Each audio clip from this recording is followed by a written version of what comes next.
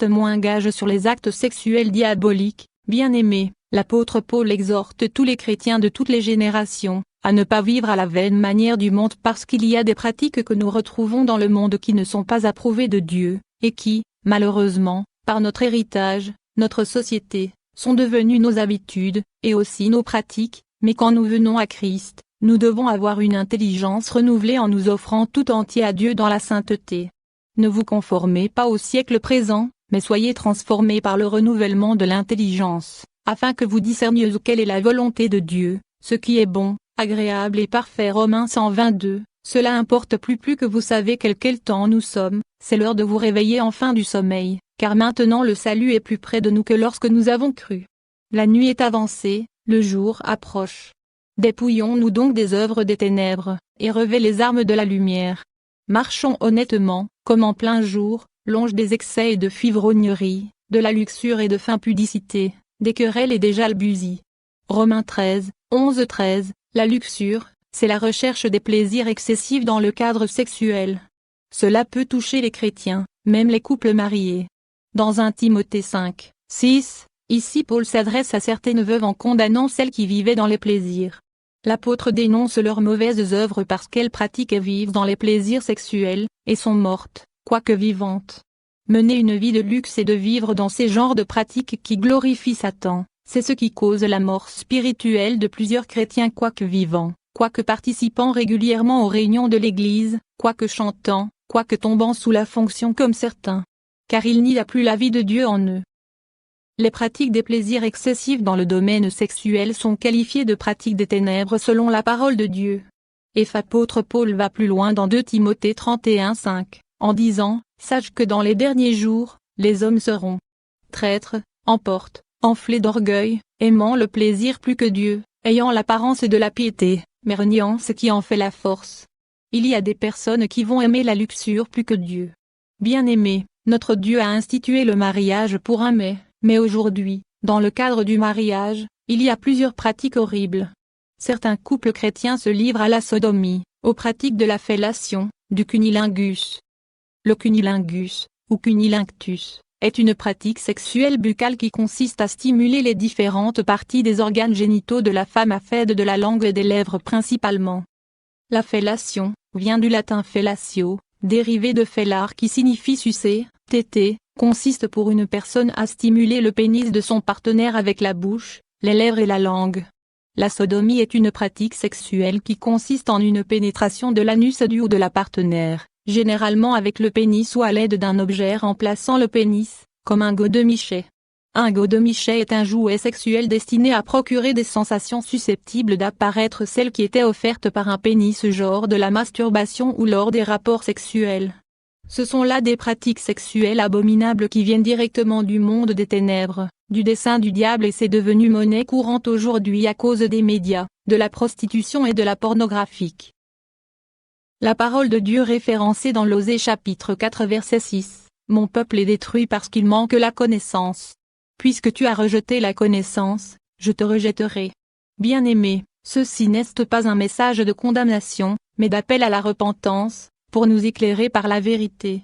Car la Bible nous a clairement averti que dans les temps de la fin, les gens vont aimer les plaisirs plus que Dieu, plus que sa parole. Et, si vous êtes frappés par ce message, repentez-vous dès maintenant de toutes ces pratiques abominables. Repentez-vous donc de la pédophilie, de l'inceste, du lesbianisme, de l'homosexualité, de la bestialité, de la masturbation. Car 1 Corinthiens 7 nous parle de la sainteté dans le mariage et cela veut dire que Dieu considère aussi la vie de pureté dans le mariage. D'ailleurs, dans Hébreux 13, 4, l'auteur nous donne cet ordre, que le mariage soit honoré de tous et le lit conjugal exempt de souillure. Dieu jugera les impudiques ou débauchés, faisant toutes ces pratiques sexuelles excessives, abominables, et les adultères. Il est aussi écrit dans 1 Corinthiens 12 à partir du verset 12 que chaque membre dans le corps a un rôle. Bien-aimés, il y a donc un rôle pour les parties génitales, un rôle pour les mains, un rôle pour la bouche, etc. Et, frères et sœurs en Christ, nous devons respecter l'ordre que Dieu a établi. Retenez encore que les seuls rapports sexuels que Dieu approuve sont ceux qui sont dans le cadre juridique du mariage. Sachez très bien, qu'un rapport sexuel normal selon Dieu, est un rapport sexuel entre deux personnes de sexe opposé.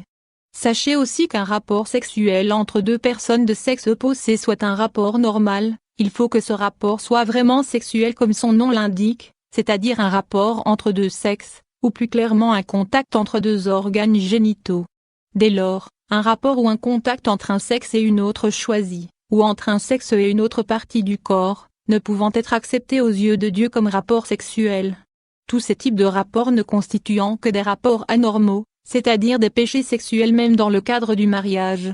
Les mariés ne peuvent donc échapper aux portes ouvertes à Satan rendues par les péchés sexuels que s'ils sont honorables Dieu chaque fois dans leur rapport, en évitant les pratiques déshonorantes, et les autres pratiques abominables et purement animales et diaboliques dont beaucoup se lancent aujourd'hui. Écoutez bien ceci, le mariage n'est pas un feu vert pour la folie. Toute déviation est un péché devant Dieu, et constitue une porte ouverte à Satan dans votre vie. Dieu ne s'est pas trompé en suscitant de faire l'homme et la femme avec des sexes différents, il ne s'est pas non plus trompé en appelant chaque partie du corps humain par un nom différent. Le sexe ne doit donc prendre le nom d'une autre partie du corps, et aucune autre partie du corps ne doit prendre le nom de sexe, et ne devrait être aucun être confondu au sexe. Chers enfants de Dieu, ne nous conformons pas au siècle présent et ne vivons pas non plus comme les païens, voiture, si nous nous sommes vraiment convertis à Christ, nous devons donc nous repentir et abandonner toutes ces pratiques sexuelles abominables pour adopter désormais l'attitude de la sainte parole de Dieu. Par conséquent, il faut mourir à soi, il faut donc crucifier toutes ces mauvaises habitudes dont nous nous traînons encore de nos jours. Cessez de regarder les films pornographiques, Dieu interdit de voir la nudité des autres excepté votre partenaire. Lévitique 18, un couple chrétien qui se plaît à regarder la pornographie s'attirer des malédictions parce qu'il y a des forces démoniaques derrière ces images qui vous polluent, vous souillent et vous détruisez. Bien-aimés, sachez que la chair reste jamais satisfaite, même si vous allez à fond dans ces pratiques, vous n'allez jamais être satisfait, vous aurez toujours un manque, un vide en vous. Seul Dieu peut satisfaire le cœur, la vie d'un homme et d'une femme. Ne cherchons donc pas à nous borner par de faux raisonnements en voulant aller au-delà de qui est écrit dans la parole de Dieu, mais soumettons-nous à la vérité que la parole de Dieu nous avons découvert aujourd'hui et restons dans le cadre que Dieu a établi pour toutes choses. Bien-aimés, je vous exhorte aujourd'hui par les compassions de Dieu, à observer les préceptes de la parole de Dieu et à demander l'éclaircissement au Saint-Esprit et vous comprendrez que toutes ces pratiques citées vous abaissent spirituellement, bloquez vos bénédictions et vous détenez captifs. Quoi donc? Pécherions-nous, parce que nous sommes, non sous la loi, mais sous la grâce? Loin de là. Ne savez-vous pas qu'en vous livrant à Anneau quelqu'un comme esclave pour lui obéir, vous êtes esclave de celui-ci à Anneau qui vous obéissez, soit du péché qui conduit à la mort, soit de la fausse-obéissance qui conduit à la justice? Je parle à la manière des hommes, à cause de la faiblesse de votre chair. De même que vous avez livré vos membres comme esclaves à l'impureté et à l'iniquité, pour arriver à l'iniquité, ainsi maintenant livrez vos membres comme esclaves à la justice pour arriver à la sainteté. Car la fin de ces choses, c'est la mort. Romains 6, 15-20. Sortons et séparons-nous donc de ces œuvres de ténèbres afin de ne pas rater l'enlèvement. Vois-tu, Jésus-Christ revient bientôt. Ayant donc de telles promesses, bien-aimés, purifions-nous de toute souillure de la chair et de l'esprit, en achevant notre sanctification dans la crainte de Dieu. C'est pourquoi, quiconque entend ces paroles que je dis, et ne les met pas en pratique, sera semblable à un homme insensé qui a bâti sa maison sur le sable. La pluie est tombée, les torrents sont venus, les vents ont soufflé et ont battu cette maison, elle est tombée, et sa ruine a été grande.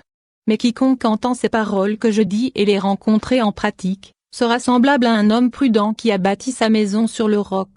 La pluie est tombée, les torrents sont venus, les vents ont soufflé et sont jetés contre cette maison, elle reste point tombée, parce qu'elle était fondée sur le roc. Matthieu 7h20-86, la fin de toutes choses. Soyez proches, sages, soyez sobres, pour vaquer à la prière. 1 Pierre 4.7, que la grâce du Seigneur Jésus-Christ, l'amour de Dieu et la communication du Saint-Esprit sont avec vous tous. Amen. Aimez, commentez et partagez, circulez massivement ce message dans les groupes afin que plusieurs personnes soient touchées. Faites circuler ce message. Ce témoignage est crédité de la page Facebook Roméo c'est à nous, n'hésitez pas à y faire un tour et surtout abonnez-vous à notre chaîne pour recevoir des vidéos pareilles, sur des témoignages. Merci.